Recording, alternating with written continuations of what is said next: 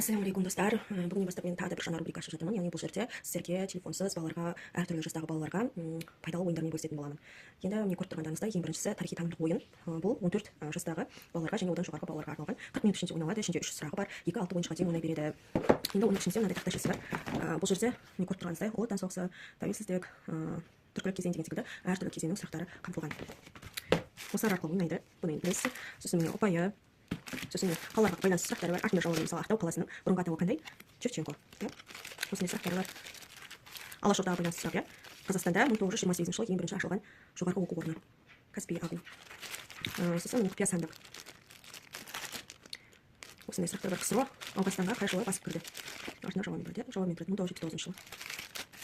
Осындай әртүрлі тақырыптар алыншы. Тәуелсіз Қазақстан, түркілік кезең, Есен империясындағы Қазақстан, Қазақ хандығы, ұлы отан соғысы, бонустар және моңғол кезеңі деген осындай әртүрлі сұрақтармен мына ішінде 300 сұрақ қамтылған.